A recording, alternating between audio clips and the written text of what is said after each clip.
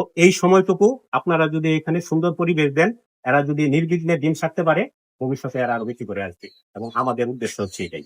সচেতনতামূলক মিটিং এর পর আমরা সবাই মিলে যমুনা নদীতে মা ইলিশ সংরক্ষণ অভিযানে বের হই।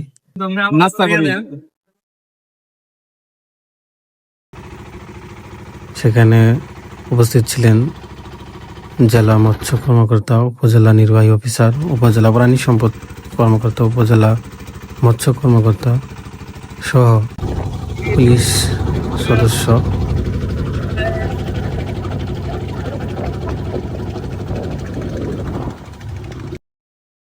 এদিকে আসেন, এদিকে আসেন। তুমি এদিকে আসো, বাড়িতে যাবো না, কই যাবো এটা আমরা দেখি। তুমি আসো এদিকে। তো ওনার চায়না জালগুলো জব্দ করা হয়।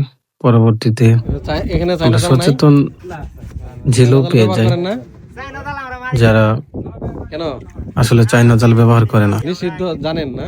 নিষিদ্ধ জানেন, সচেতন। পরবর্তীতে জালগুলো পোড়ানো হয়।